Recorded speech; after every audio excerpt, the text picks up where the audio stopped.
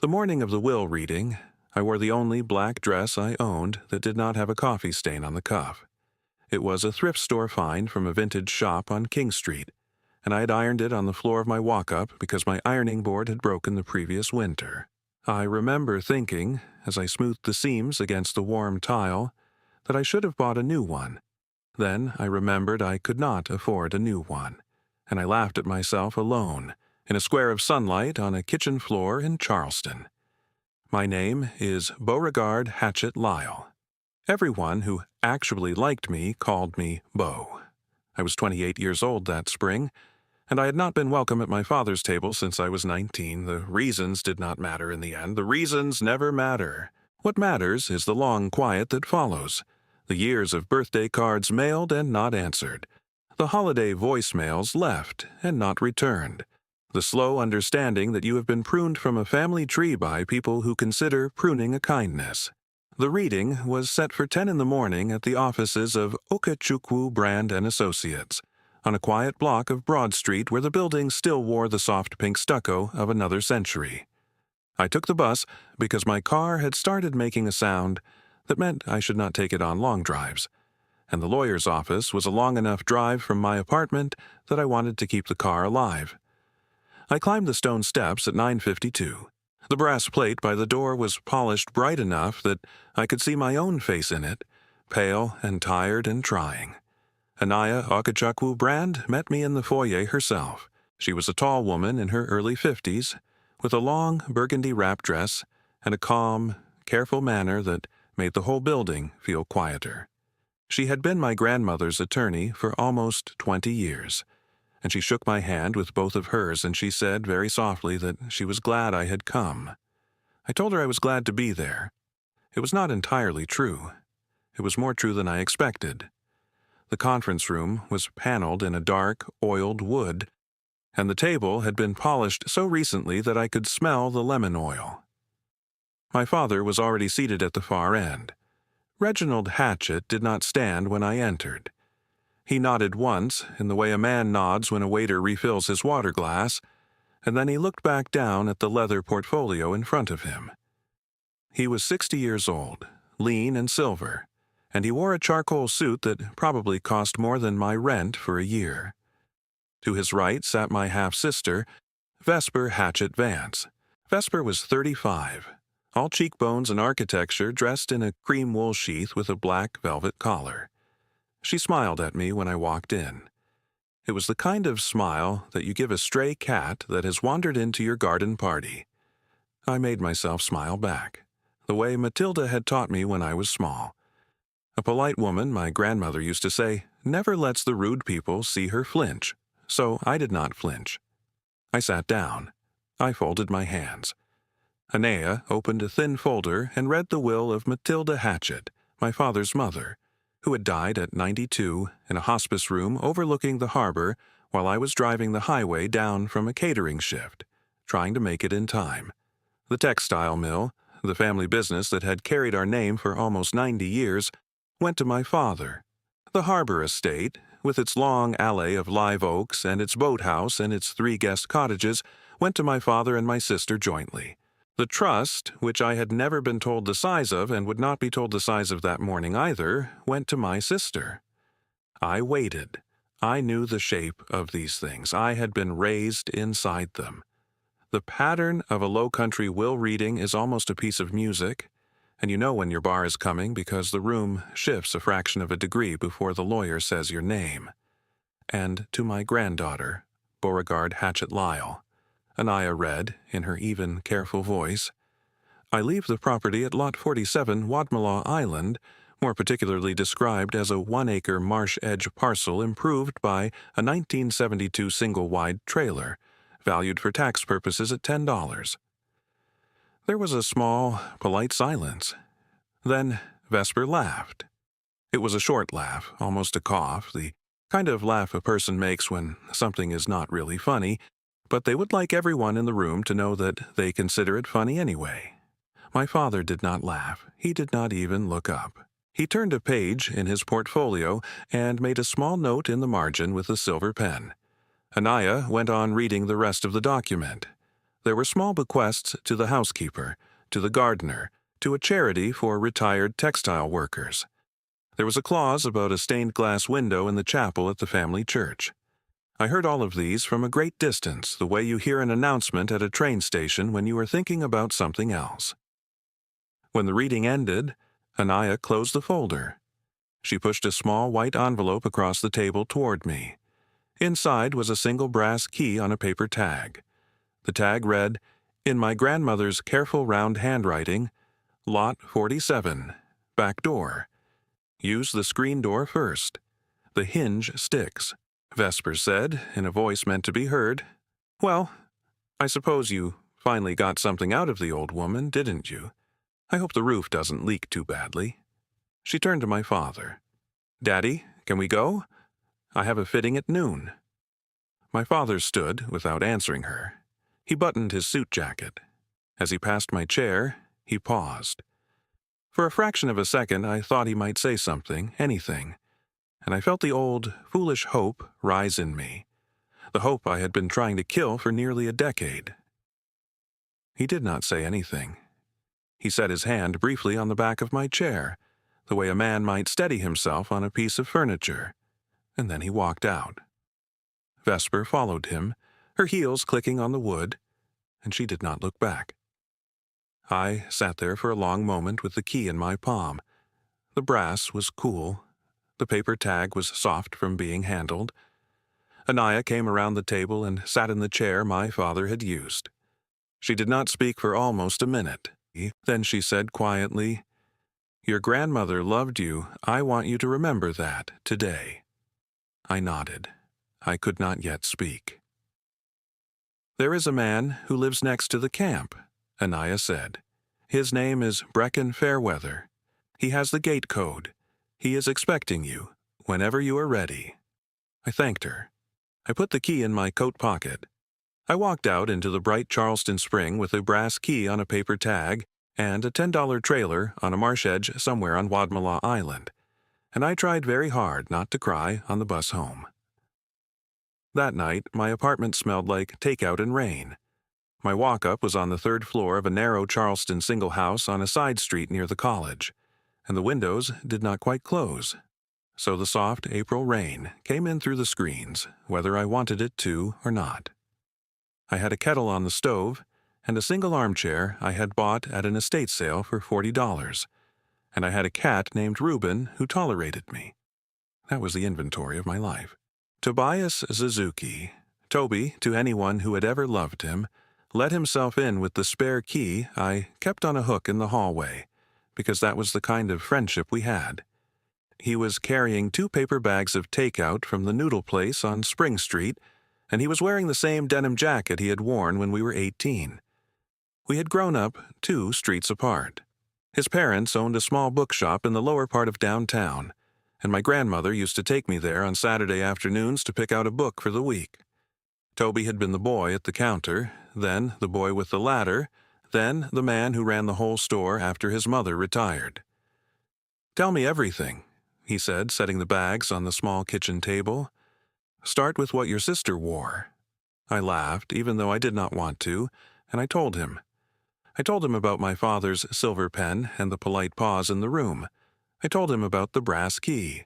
I set the key on the table between us on top of a paper napkin, like a small museum object. Toby looked at it for a long time. A trailer, he said. A trailer. On Wadmalaw. On Wadmalaw. He pulled out his phone and typed the lot number into the county property database. The search returned a satellite image of a small green rectangle of land curling out into a tidal creek, fringed by salt marsh, with a thin gray smudge in the middle that was, presumably, the trailer. We sat side by side on the floor in front of the armchair with the phone balanced on a stack of cookbooks, and we zoomed in until we could see the white scratch of an oyster bank along the south edge and a thin gravel drive curving in from a county road. There was a single-wide trailer, an old shed, and what looked like a small wooden dock collapsing into the marsh. It's pretty, Toby said, in a haunted postcard kind of way. It's a $10 trailer. "It's a 1-acre piece of waterfront on Wadmalaw Island," he said in the careful voice he used when he wanted me to hear something. "Even the worst acre of waterfront on Wadmalaw is not a $10 piece of land, Beau." I had not thought about it in those terms. I had only been thinking about my sister's laugh. We ate the noodles cross-legged on the floor, and we made a list, in pencil, on the back of a takeout menu. Drive out tomorrow. Bring boots, bring gloves, bring water, bring a flashlight, bring a phone charger, bring the brass key. Toby underlined the brass key 3 times and drew a small star next to it, because he was that kind of friend. Before he left, he stood in the doorway and tapped his knuckles twice against the frame. "Whatever's out there," he said, "I'm going with you. I'm not letting you walk into your grandmother's last secret alone." I told him I was grateful. I did not have a word bigger than grateful that night, and I think he understood. I lay awake for a long time after he left, watching the rain run sideways across the screen. I thought about my grandmother's handwriting on the paper tag, the hinge sticks. It was such a small, ordinary sentence. It was the kind of sentence a woman writes when she expects her granddaughter to actually open the door. The drive out to Wadmalaw Island took almost an hour, even though the island is barely 20 miles from downtown Charleston, because the road slows down the moment you cross the second bridge. The asphalt narrows. The shoulders soften into pale sand and crushed shell. The live oaks lean in until the sky is only a green tunnel above you, and the Spanish moss hangs down so low in some places that it brushes the roof of the car like the fingers of a sleeping woman. Toby drove. I had not been able to sleep, and my hands had not stopped shaking since breakfast, and he had taken one look at me at 6 in the morning and said very gently that he would drive.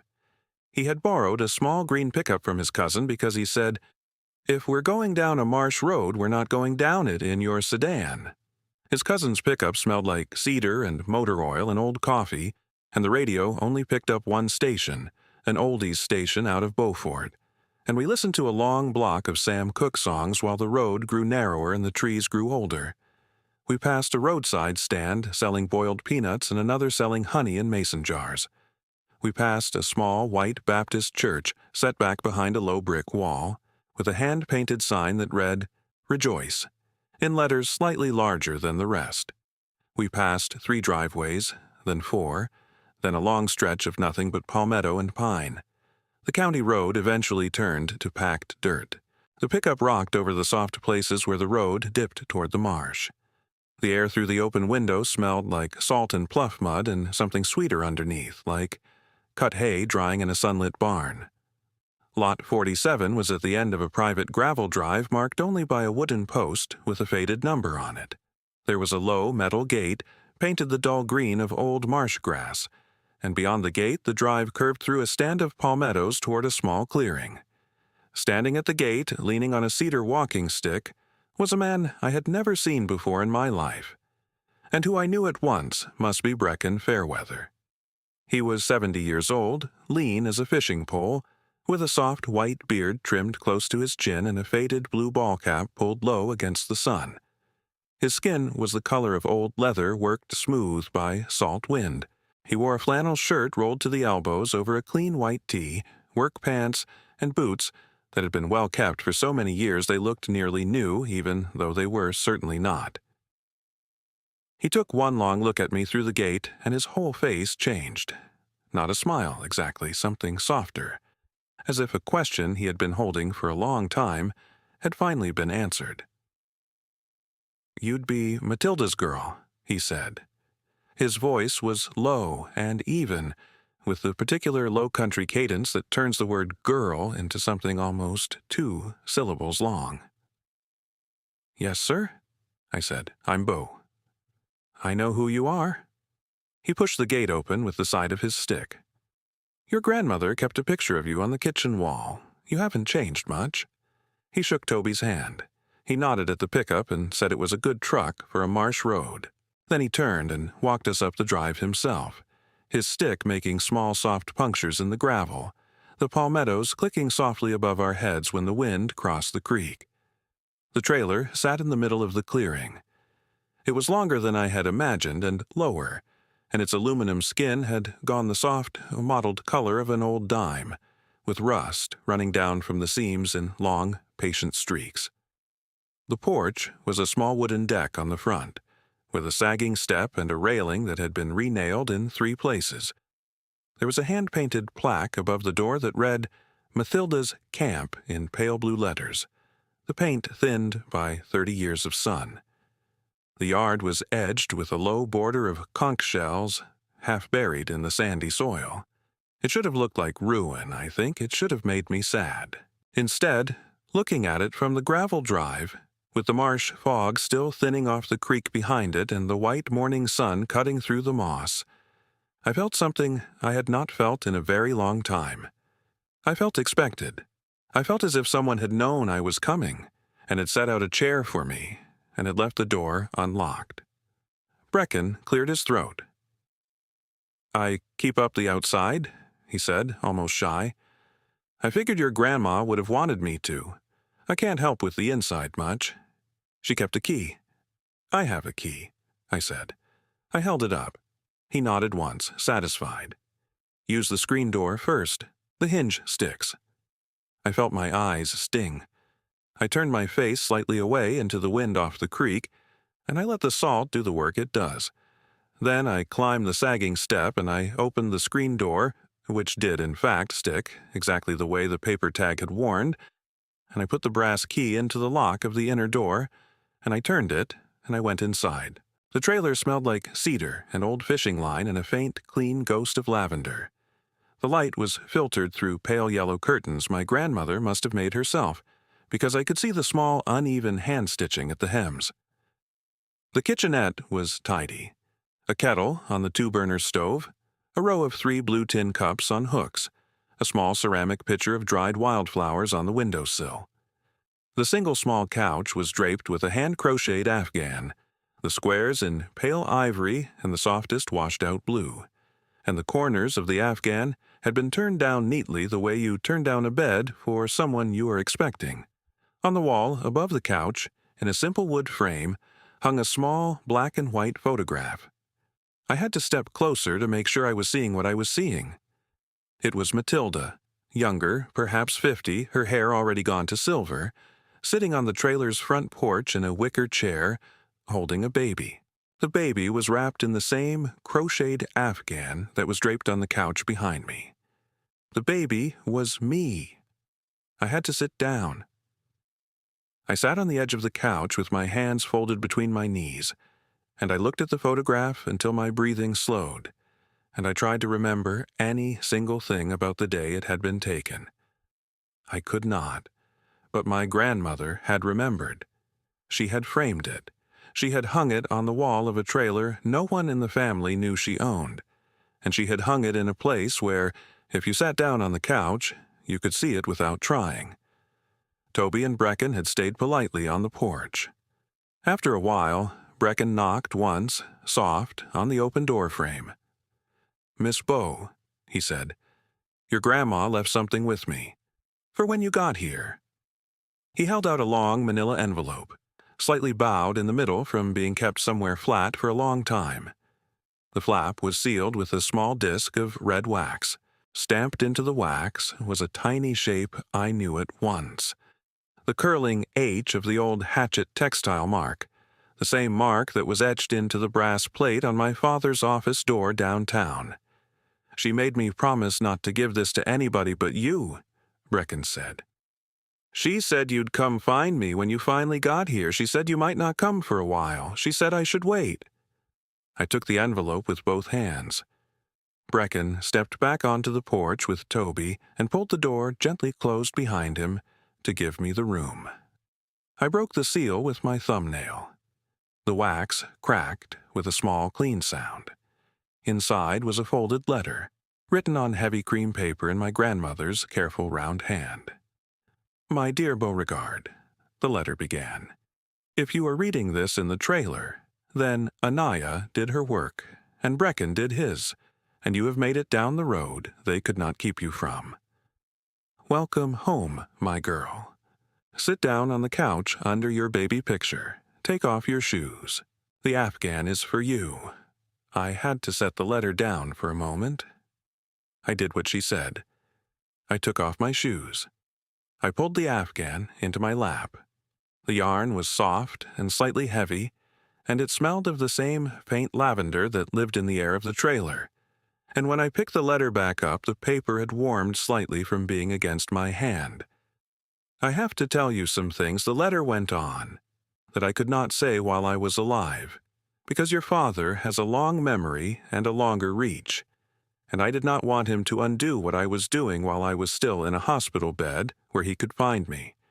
For 30 years, my girl, your father has been quietly selling pieces of this family. Not the mill. The mill is too visible. The small things. Your great-grandmother's coin collection, which she put together over 40 years of careful Sunday auctions. The treasury bonds your great-grandfather bought during the war. The deeds to the small parcels on Wadmalaw that nobody ever bothered to develop because the development would have offended the marsh. The silver from the dining room. The original founding stock certificates of the mill itself, which my own husband signed in 1937 and which by every reasonable reading make the holder a co-original equity owner of the company. Your father did not appreciate any of these things. He thought of them as inventory. He thought of inventory as something to be moved when one needed cash, and he needed cash often, because he liked to be admired, and being admired is expensive. So, quietly, over many years, he sold them. I bought them back. I am not bragging, my girl. I'm only telling you what I did because you will need to know it. Wherever I could find a piece of this family that had been put on the block, I sent a man to buy it on my behalf. Sometimes I sent Anaya's father before he passed. Sometimes I sent Brecken, who is more clever than he looks. Sometimes I sent a quiet woman in Savannah whose name is not for letters. I bought back the coins, the bonds, the deeds, the silver, and, last and most importantly, the founding certificates, when your father quietly tried to liquidate the last of his grandfather's papers 2 summers ago, and did not realize one of the bidders at the back of the room was acting for his own mother. I have hidden all of these things at the camp because the camp is the only piece of land your father has never set foot on. He thinks of it as a swamp. He thinks of swamps as places where wealth dies. He has never understood that wealth, when it is real, is the kind of thing that can sit perfectly still in the dark for a very long time without spoiling. Under the bedroom of this trailer, under the carpet and the plywood, there is a poured concrete subfloor. In the middle of that subfloor is a cast-iron trap door. Brecken can show you where the lift ring is. Below the trap door is a fieldstone bunker your great-grandfather dug into the marsh rise during the war, when he was certain the coast would be invaded. And when nothing was invaded, he turned it into a root cellar instead. It is dry. It is cool. It has held for 80 years. It will hold for the few hours between you reading this letter and you opening that door. Inside the bunker is everything I bought back. It is yours, my girl, all of it. Anaya has the legal records. Penelope Brackenridge is the numismatist at Bracken and Hodge in Charleston, no relation to Brecken, has the appraisal files. Between the two of them, you will be on solid ground. I knew, when you were small, that they would cut you out. I am sorry I could not stop them. I'm not sorry I prepared for them. A grandmother sees things, my dear. A grandmother sees the shape of a family the way you see the shape of a coastline from the air. I saw that you were the only one of them who looked at the marsh and saw home. So I left you the marsh, and I left you what was hidden in it. Open the trap door, my girl. Take what is yours. Be gentle with yourself. Do not be cruel to your father or your sister, because cruelty is what they have, and I do not want you to have it. I love you. I have always loved you. I am very proud of you. I will see you in the egrets. Your grandmother, Matilda. I did not realize I was crying until a tear hit the paper and the ink bloomed slightly. I folded the letter very carefully along its original creases and slid it back into the envelope. I sat there for a while, with the Afghan in my lap and the photograph above my head and the soft April light coming in through the yellow curtains, and I let myself feel, for the first time in 9 years, like somebody's child. Then I stood up. I put my shoes back on. I opened the door and stepped out onto the porch, where Toby and Brecken were sitting on the top step, sharing a thermos of coffee they had not drunk because they had been waiting for me. "There's a trap door," I said, "under the bedroom carpet. We're going to need a pry bar." Brecken looked up at me from under his cap. The corner of his mouth lifted just slightly.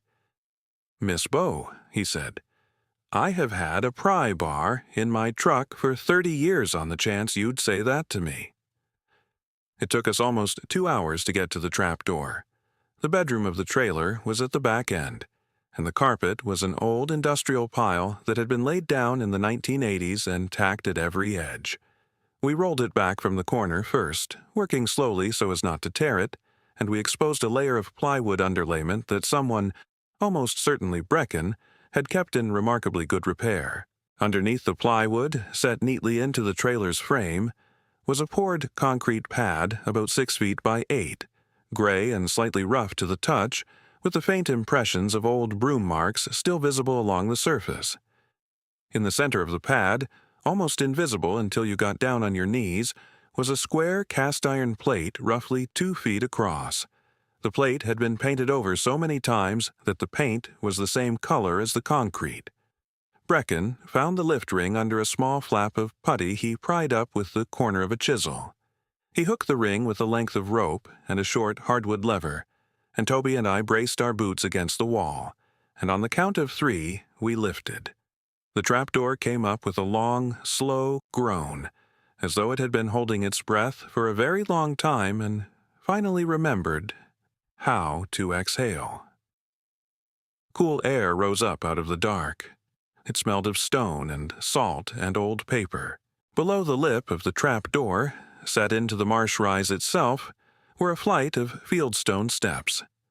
7 of them, worn smooth by careful feet over the better part of a century. I went down first. Toby came right behind me with a flashlight. Brecken stayed at the top of the steps because his knees, he said, had given out in 2009, and he saw no reason to argue with them now. The bunker was smaller than I had pictured, and warmer than I had pictured.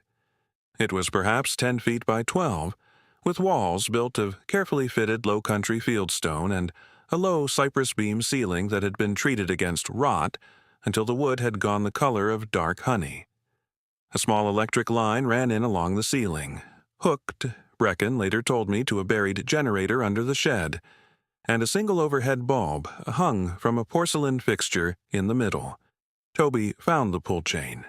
The bulb clicked on with the slow, soft yellow light of a careful bulb in a careful place, and the bunker came into view. There were shelves along 3 of the 4 walls, built in the sturdy, plain style of a man who had built shelves all his life. On the first shelf to my left sat a long, velvet-lined oak case, polished to a soft sheen, with a brass clasp. On the second shelf sat 2 small steel deposit boxes, both labeled in my grandmother's handwriting. On the third shelf was a stack of leather-bound portfolios. On the fourth was a row of wooden boxes wrapped in canvas. Above all of them, set neatly on a small wall-mounted shelf, was a black metal lockbox with a paper inventory tag taped to the lid. I did not touch anything for a long moment. I stood in the middle of the bunker and let myself look. Toby stood very still beside me. Outside, through the open trapdoor, I could hear Brecken whistling, very softly, the same hymn the Baptist church on the road had been advertising. The first thing we opened was the velvet-lined oak case. I lifted the brass clasp with my thumb and let the lid fall slowly back on its hinge. Inside, set in 8 rows of neatly cut velvet wells, were Liberty Head double eagles. I counted them twice. 84 coins, in mint state, each one resting in its own carefully cut hollow. The light from the overhead bulb caught in their faces and threw small, pale flashes against the cypress ceiling. The leather portfolios held the bonds. Series E Treasury bonds from the 1940s organized by year, every one of them in the original paper sleeve, every sleeve still bearing the faint rectangular shadow where a stamp had been applied. The 2 steel deposit boxes held the deeds, 3 of them on stiff parchment, each one describing in careful surveyor's language an undeveloped Wadmalaw parcel along a tidal creek frontage, each one dated and recorded and bearing the dry seal of the county clerk. The canvas-wrapped wooden boxes held the silver. I unwrapped one and lifted the lid. Inside, on a bed of pale flannel, lay a soup ladle, 8 teaspoons, a sugar tongs, and a small porringer, all monogrammed with a curling H. I knew the pattern. I had eaten Sunday dinners off of it as a child.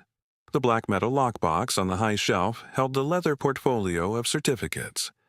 I almost did not open it last. I almost saved it, the way you save the part of a meal you are most afraid of finishing. But Toby looked at me and said, very gently, "All the way, Bo." And I lifted the lid. Inside, in a pale calfskin folder tied with a simple silk ribbon, were the original 1937 stock certificates of the small Charleston textile mill that became the Hatchet dynasty. The paper was heavy and slightly foxed at the edges.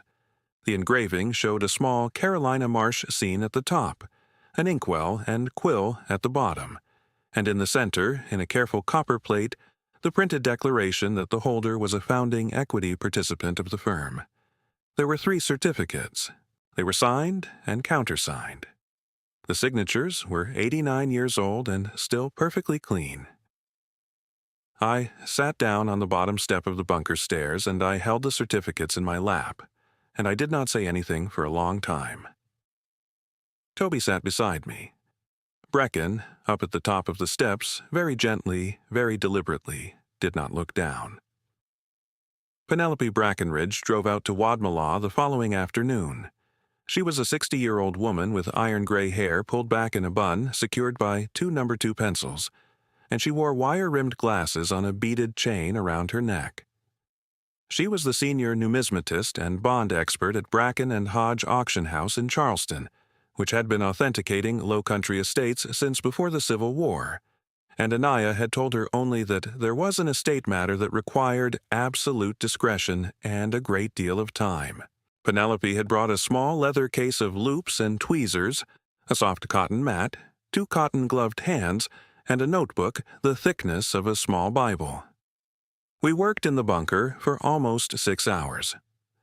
Penelope did not speak much. She lifted each coin out of its velvet hollow with a pair of soft tweezers, examined the obverse and reverse under her loop, made a small, careful note in her notebook, and returned the coin to its place. She did the same with the bonds, holding each one to the light, comparing the engraving plate marks to a small printed reference she carried in her case. She did the same with the silver. With the deeds, she put on a fresh pair of gloves and unfolded each one on the cotton mat, photographed it with a small, careful camera that lived in her case, and refolded it along its original creases.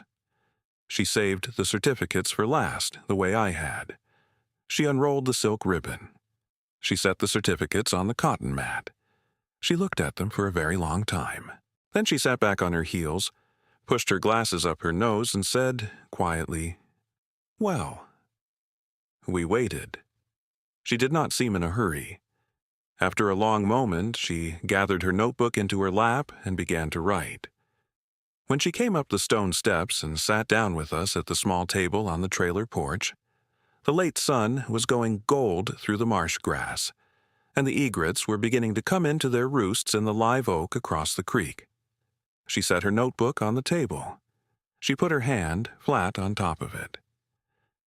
"I will give you the appraisal in writing tomorrow," she said, "but I will give you the picture of it now because you should be able to sleep tonight."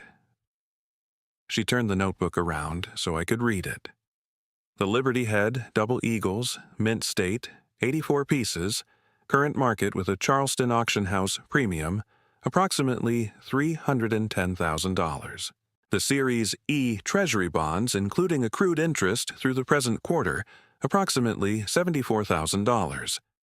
The 3 undeveloped Wadmalaw deeds, 28 acres of unbuilt waterfront, with confirmed clear title and no encumbrances, based on 3 comparables along the same tidal creek, approximately $4.2 million. The silver, complete and fully matched, hidden from the auction houses for almost 40 years, approximately $74,000 on its own. And then, she said, there are the certificates. She turned the page. The 1937 founding certificates, Penelope said in the slow, careful voice she had been trained in, are clean. They are countersigned. They have never been canceled, redeemed, or surrendered. They identify the holder as a co-original equity participant in the firm now operating as Hatchet Mills, Incorporated. Read against the firm's current capitalization table, which is a matter of public record because the company files quarterly with the state, the holder is entitled to a position consistent with a substantial minority equity interest in the parent company. She paused. She looked at me over the top of her wire rims. Miss Hatchet-Lyle, she said, I am not a lawyer. Anaya will give you the legal language. But the recoverable equity associated with these papers, against the current valuation of the firm, is on the order of $326 million. I heard the number. I did not absorb it. Numbers that large sit on the surface of the mind for a while, the way an oil slick sits on the surface of a creek, before they sink in. Toby, beside me, made a small sound. Not laughter, not a gasp, something quieter than either. Brecken, who had stayed at the table the whole afternoon, taking the role of a man who watched the road, simply nodded, as though he had been told about a tide coming in, and had had a long career of being told about tides coming in, and there was nothing surprising in any of it, only timely. Penelope closed the notebook. What you do with this is yours to decide, she said. I will only say one thing because I have been authenticating Low Country estates for 30 years, and I have seen many kinds of family. The last thing your grandmother did, Miss Hatchet-Lyle, was buy back her own family for you. Whatever you choose it with that in mind. I did not call my father. That was the first decision I made, sitting on the porch of the trailer, with the egrets coming in to roost and the marsh going pink at the edges.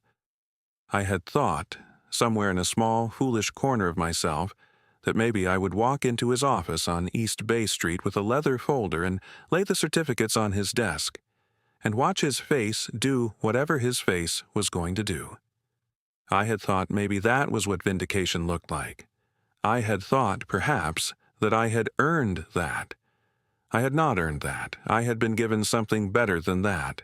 I had been given a quiet, slow, perfectly legal door, and a grandmother who had built it for me with her own careful hands, and I did not need to slam it. Anaya took the call the next morning at 8. She listened without interrupting. She asked me 3 questions. About the certificates, about the deeds, about whether Penelope had photographed everything in place before anything was moved. And when I had answered all 3, she said very evenly, "Very well, Beauregard. We will do this properly. We will not do it in anger. We will not do it in haste. We will do it in the way your grandmother would have wanted it done." She brought in a second firm out of King Street, a quiet litigation outfit she had worked with on 3 previous estate matters, and together the 2 firms drew up the filings. We filed a derivative action in equity on behalf of the founding certificate's holder. We filed a parallel petition for recognition of minority ownership in the parent company.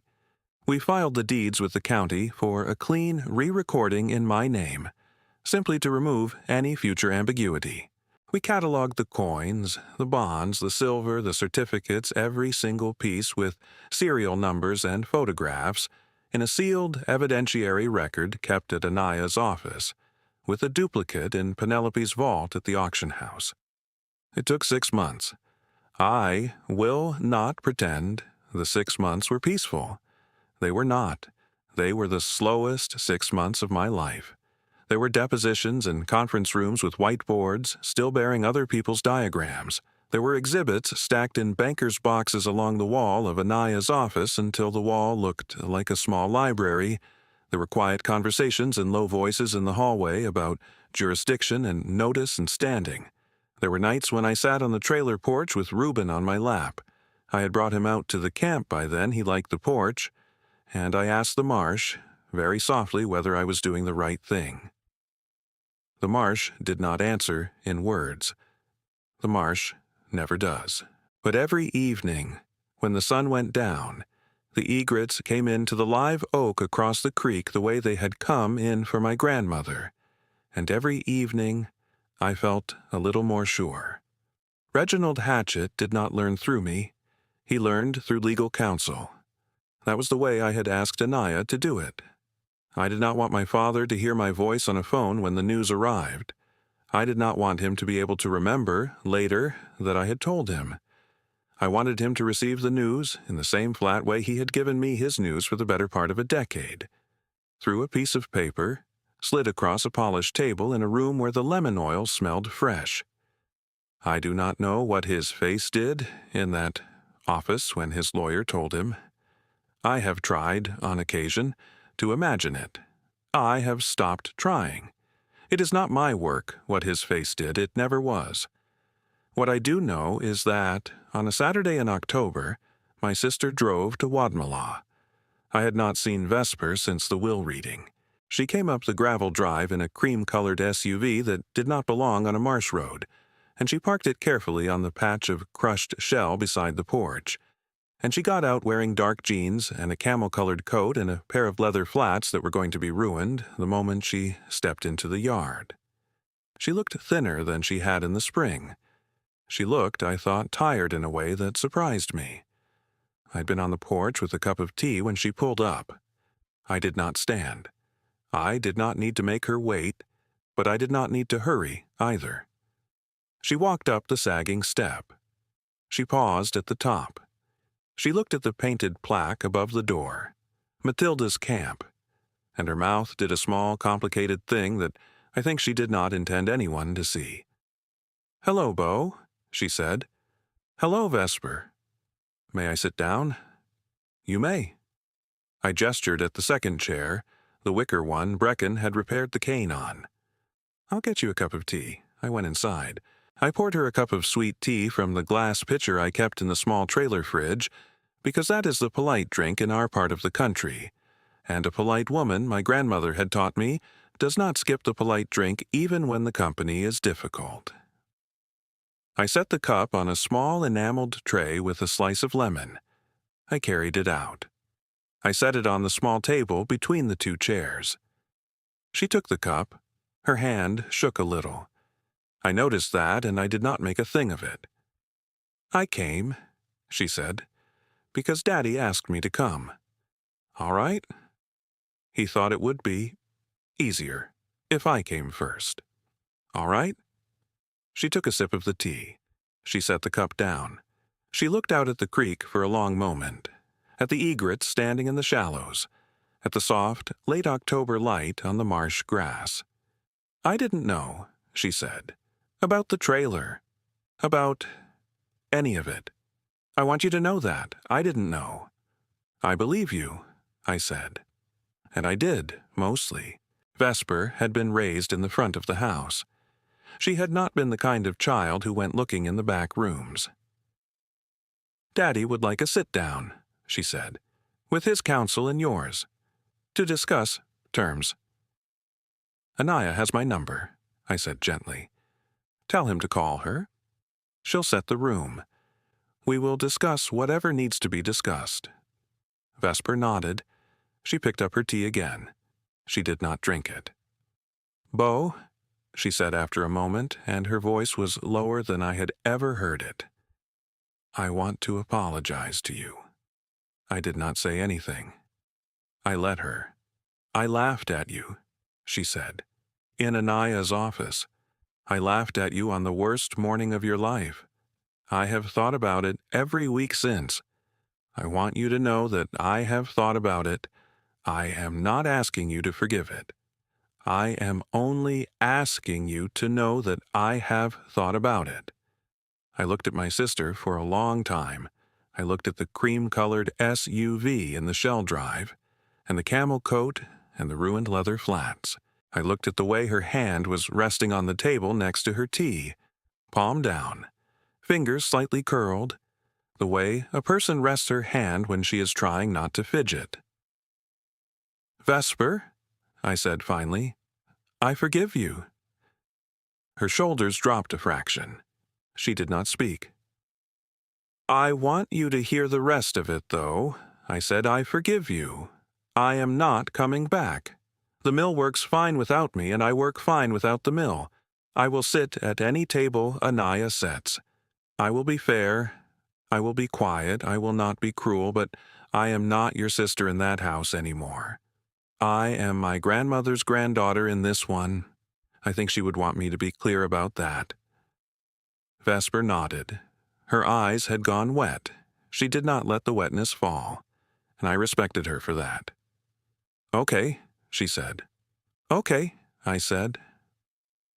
We sat on the porch for another 20 minutes, sipping tea, not saying very much. I asked her about her daughter, who was 4. She asked me about the marsh. She asked at one point whether the trailer was warm in winter. I told her it was, with a small electric heater and the Afghan. She asked whether the Afghan was the one in the photograph in the front room. I said it was. She did not ask to see the photograph. I did not offer. When she stood to go, she paused at the top of the porch step. She turned back. She looked at the plaque above the door again, Matilda's Camp, and this time her mouth did not do the complicated thing. It did something simpler. "She loved you," Vesper said. "She really did love you, Beau. I think I always knew that." "I know," I said. She got in the SUV. She drove down the gravel road, and I watched the dust settle behind her tires until the road was clean again, and then I sat back down with my tea. And Reuben jumped up onto my lap, and the afternoon went on the way low country afternoons do. The settlement, when it came, was quiet. Reginald did not contest the certificates. He could not. Penelope's authentications were unimpeachable, and the firm's own filings confirmed the math. We agreed, through counsel, on a structured recognition of my minority interest. With a board seat I declined, and a quarterly distribution I directed in perpetuity to a small foundation Anaya and I set up in my grandmother's name. The foundation funds scholarships for low-country textile workers' grandchildren, and a small grant program for the restoration of historic marsh-edge homes, and a yearly stipend for the maintenance of the Wadmalaw fishing camps on lots that have been in single families for more than 50 years. The deeds I kept. The 28 acres of unbuilt waterfront I placed into a conservation easement with the local land trust so that no one, including me, will ever build on them. The marsh will keep them. The egrets will keep them. That is what they are for. I kept the trailer. I want to be clear about that. I kept the trailer. I had the porch step rebuilt and the screen door's hinge replaced. Brecken did the work himself, and he refused payment, and I paid him anyway by stocking his freezer with a year's worth of shrimp from the dock. And I had the aluminum skin gently cleaned, but I did not paint over it. I did not modernize the kitchenette. I did not replace the yellow curtains. I left the Afghan on the couch. I left the photograph of Matilda holding me on the wall. I left the small ceramic pitcher of dried wildflowers on the windowsill. I left the trailer. Next to it, on the same 1-acre lot set back about 30 feet so it did not crowd, I built a small new clapboard cottage. 2 bedrooms, a long screened porch, a tin roof, a brick fireplace, painted the color of a clean eggshell, with shutters the same dull green as the old marsh gate. I built it for Brecken. I told him it was his for life, in writing, with a small life estate Anaya drew up so no future court could ever question it. He refused the first time I offered.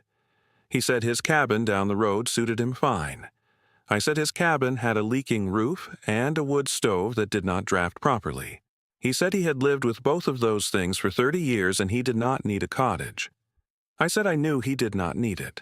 I said I was offering it anyway because my grandmother had left me a key on a paper tag, and a man named Brecken Fairweather had stood at a gate to make sure I came through it, and I would not be the kind of woman who did not, in turn, hold a door open for him. He looked at me for a long time, that afternoon, on the porch of the trailer where he had sat for 30 years. He took off his blue ball cap and he turned it slowly in his hands. He said, finally, "Miss Bow, your grandmother would say you are stubborn." "My grandmother would say I am her girl," I said. He moved into the cottage in the spring. He kept the cabin down the road for his tools.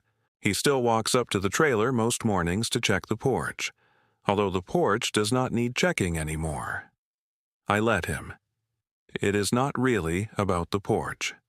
The bunker, the fieldstone room under the bedroom.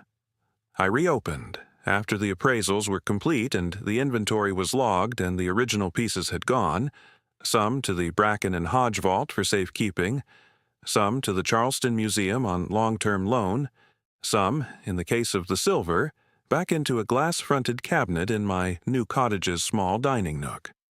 I cleaned the stone walls. I added 2 more shelves and an extra electrical run and a small dehumidifier. And I turned it, with a small hand-painted sign at the trap door, into a community fishing tackle co-op for the Wadmalaw camps. The neighbors store their gear there now. Old Mr. Suggs, 2 lots down, keeps his cast nets in the bunker because his shed is leaking. Miss Inez, across the creek, keeps her crab traps stacked along the west wall. The Suzuki cousins, Toby's family, who bought a small camp 3 lots over after all this began, keep their fly rods on the high shelf. There is a logbook on a clipboard by the steps. People sign their gear in and out the way you sign a guest book at a wedding. They leave small notes for each other. Going out at 6 tomorrow, redfish running. Borrowed your white bucktail, Hank, will replace. The Afghan, my grandmother's Afghan. I did not put back inside the trailer. I moved it out onto the new porch swing of Brecken's cottage, where the late sun catches it in the late afternoons, and where anyone who sits down in the swing, including me, will be wrapped, briefly, in something my grandmother made. I am 29 now. I live in the new cottage in the cooler months and in the Charleston walk-up in the warmer ones, because Reuben prefers air conditioning, and I cannot argue with a cat. I cook my own meals. I drive a used pickup with a working radio. I sit on the foundation board with Anaya and a Charleston historian and a retired textile worker named Mrs. Galloway, who knew my grandmother for 40 years, and we do small, useful work, slowly, the way slow, useful work gets done. I do not see my father. He has not, to my knowledge, asked to see me. That is fair. I am not waiting for him at any door.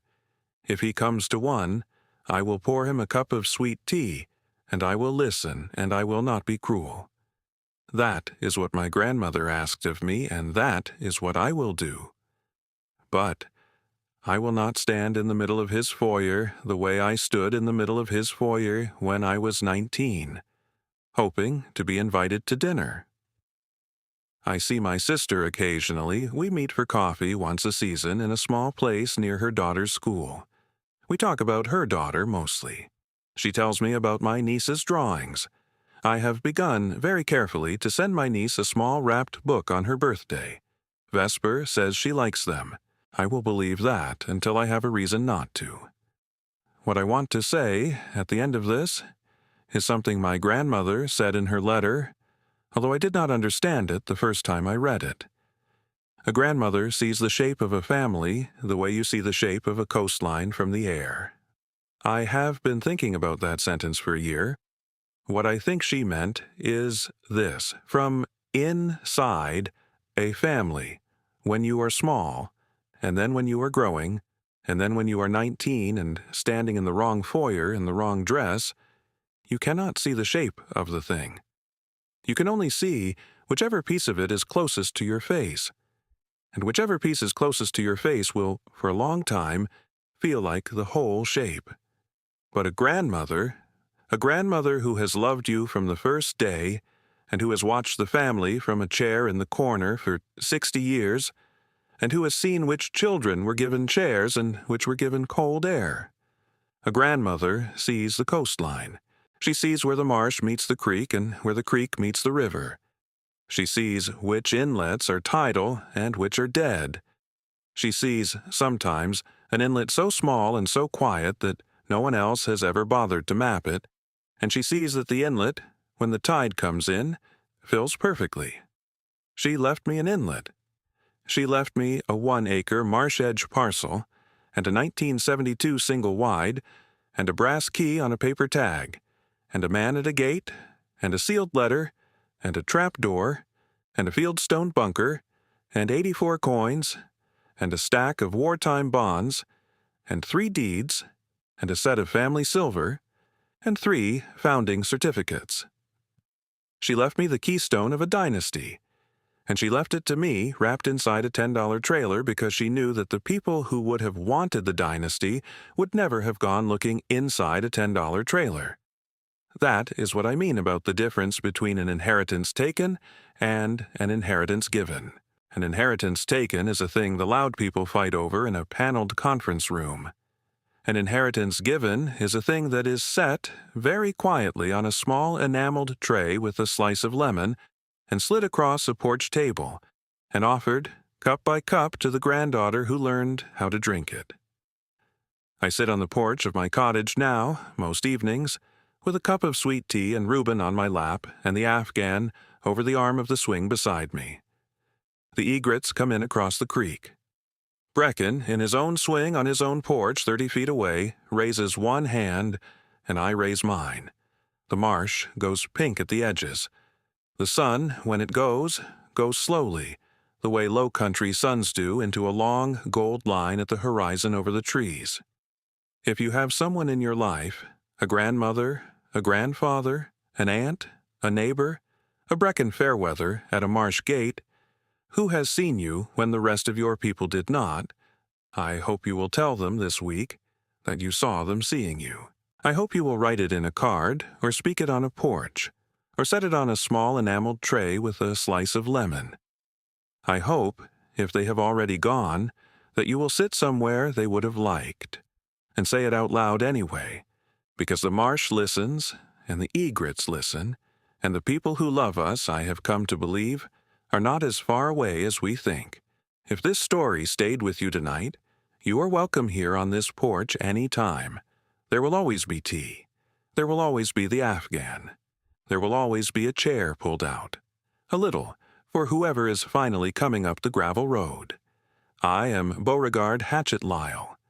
I was disinherited in a paneled conference room on a Tuesday morning in April, and I was inherited, on the same morning, by a woman who had been preparing for me for 30 years. The trailer was $10. What was under the floor was $326 million. What was under the floor, in the end, was my grandmother, and she was worth more than any of it. I have kept the brass key. I keep it on a small hook by my front door with the paper tag still attached. I touch it sometimes when I come home in the evening. Lot 47, back door. Use the screen door first. The hinge sticks. It does not stick anymore. Brecken fixed it. But I will keep the tag the way she wrote it, for as long as I live, because the hinge that stuck was the hinge that let me in. And the door, my grandmother knew, long before I did, was always going to open.